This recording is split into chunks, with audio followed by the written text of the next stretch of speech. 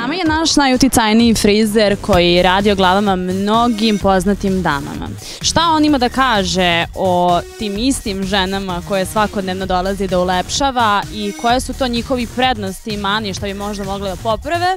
Reći će nam Stevan Divojević. Dobar dan. Dobar dan, Lutko. Ono što bih prvo pitala jeste, ti si tačnije lični frizer Svetlane CC Ražnatović. Šta bi možda ona mogla da promeni ili je ono što trenutno radi sasvim, odnosno da li dolazi do nekih možda nesuglasica povodom njenih frizura, da se možda ne nalazite na istom? Ja i Ceca za ovih 7 godina koliko se poznamo, a sarađujemo 4.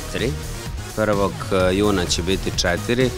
Nikada nismo imali sukob mišljenja, dok sa mojim drugaricom Anastasijom naravno da imam stalno i privatno se mnogo i družimo, a sa Cecom ne, zato što je Ceca žena koja zna šta hoće i zna šta neće i saradnja je vrlo laka. Saradnja je vrlo laka sa svim njenim saradnicima, ne samo sa mnom, i čast je raditi najveću balkansku zvezdu u Srbiji. Nemam ja tu puno toga šta bi ja mogao da kažem da ona treba da menja, jer to što ona nosi sa sobom i što je dobila kao dar od Boga ne može se promeniti. Isto tako si radio i s Aleksandrom Mladenović, da li je vaša saradnja tako je? Kada je ona u pitanju, se ona možda razlikuje od Cece ili su tu isti? Aleksandru sam upoznao kada je došla prvi put da se takmiči za Zvezda Granda. Ja sam znao da će Aleksandra biti velika zvezda. Posle 20 godina uspešne karijere sada znam i to da prepoznam. Za Aleksandru sam uvek sve znao i ja mislim da Aleksandrino vreme tek dolazi. Kad su u pitanju ostale dame sa estrade, često smo imali priliku da vidimo da su možda neke imale dobre i možda malo bolje izdanja. Po tvom mišljenju, koja naša dama sa estrade bi možda mogla da poradi na svom vizualnom izgledu ili ti da ne kažemo frizuru? Mnoge. Trenutno se jednomesečno obučavam u Italiji za edukatora, za najpoznatiji, najluksuzniji italijanski brend i njihova estetika kose je potpuno drugačija od naše. Tamo ne postoje nadogradnje u nenormalnim količinama na glavi, ne postoje ta količina blajhanja kao što nažalost postoji kod nas. Tako da mislim da ovde potpuno treba se desi neka reinkarnacija svih nas frizera, neću sad da izdvojim svoje kolege od sebe, ali da svi težimo ka tome da svi imaju lepu i zdravu kosu, a da to ne budu perike, umeci i ostale budalaštine. Današnji frizeri sve to rade zarad para, a nije sve u novcu. Pošto nas verovatno gledaju žene u velikom broju i verovatno cene tvoje mišljenje kao jednog iskusnog frizera, šta je ono što je možda sad trenutno najveći trend i šta bi možda devojke mogle da urade da izgledaju lepše, da budu u toku sa svetskim možda trendom? Da prestanu da peglaju kosu sa peglom kući same, da se navijaju, da blajhaju kosu do iznemoglosti i da se nadograđuju do pozadine kao dame koje se bave diskutabilnim poslovima. Za mene je to trend u našoj zemlji. Drugo trend nije. Surovo je, ali je tako. Ono što moram da te pitam je malo privatnije, a to je tvoja najbolja prijateljica Anastasija, koliko se piše, ima novu emotivnu vezu, da li možda nešto možeš da nam kažeš više o tome?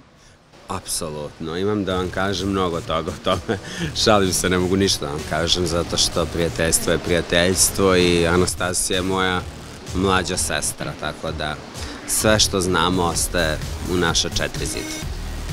Znači ništa nam nećeš odati povodom toga? Ne samo za nju, za bilo koga. Mislim da ne bi bio tu da jesam da sam imao dugačak jezik. Ja imam dugačak jezik u raspravi, u komunikaciji, kao što sada i sa tobom imam, što vidiš, odličan sam sagovornik, ali tajne su tajne. Koliko su to... Želim, izvini što te prekidam, da moja Anastasija uvek bude srećna, zadovoljna, zaljubljena i uspešna kao što jeste. Koliko su se tokom tvoje karijere prijatelji, odnosno ljudi koji su bili tokom na početku i oni koji su sada ostali razredili i da li si nekako osetio uspeh na svojoj koži zbog tih ljudi, odnosno da li su se većinskim delom više odvajali zbog tebe, pojavila se neka korist, tako dalje, s obzirom na to da važi za ta estradna prijateljstva, da ona vrlo često pucaju, nisu iskrene. Ja nemam puno estradnih prijateljstava, koliko god ja sad idem uz tu estradu, ljudi kažu ja najviše radim pevačice, to nije tačno, radim 5-6 pevačica, ostalih 500 ljudi su vrlo normalni ljudi koji se bave normalnim poslovima poput mene i tebe. Nemam samo lepa iskustva, mislim da ljudi lažu kada kažu da imaju iste prijatelje godinama, ja imam 2-3 drugarice koje su uvek tu za mene, za koje znam. A na par meseci imam i te lažne prijatelje koji sami od sebe otpadaju i hvala Bogu što mi uopšte pokaže da su lažni, da nisu pravi i da nismo jedno za drugo. Da li možda možeš da nam otkriješ s kojom ženom koja je poznata medijima nisi u dobrim odnosima? Sa svima sam u dobrim odnosima, stvarno, s tim što postoje ljudi sa kojima više pričam i sa kojima se, to jest više komuniciram i sa kojima se manje družim, ali sa svima sam u korektnim odnosima, zaista. Da li ćeš možda povodom svog salona organizovati u skorije vreme neku edukaciju možda za mlađe frizere ili im time pomoći da se nekako bolje snađu u cijelom tom poslu? Meni želja jeste da jednog dana smanjim posao u salonu i da se bavim edukacijom ili nekim drugim stvarima. Samim tim će se verovatno to i desiti.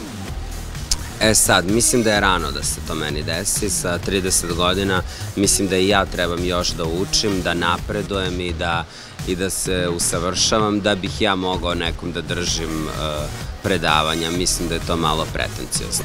Na svadbi Lukasovog sina Ceca je nosila lokne koji su mnogi prokomentarisali da joj nisu baš najbolje stajale. Šta ti misliš o tom njenom izgledu na tom dešavanju? Te afro lokne je radio moj radnik i meni se to dopada. Ne zato što je Ceca u pitanju, dopada mi se, čak ja Ceci neki da kažem Ceki, evo nešto da menjamo, nju mrazi ili žurimo, pa ne menjamo. A Cecu negativno može samo da komentariše neko ko je ljubomoran na nju. Zato što takav uspeh, takav život koji je ona prošla, ostati normalan, imati normalnu decu je uspeh. Sad, da li je neko manuo s kosom, šminkom, stylingom ili nije, to je potpuno nebitno, jer svi mi znamo ona kad izađe na ušće, svi su jedno.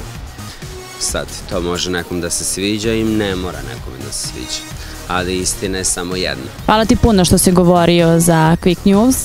I veliki pozdrav za Quick News i želim da nastavite da pišete istinu, samo istinu i da napredujete.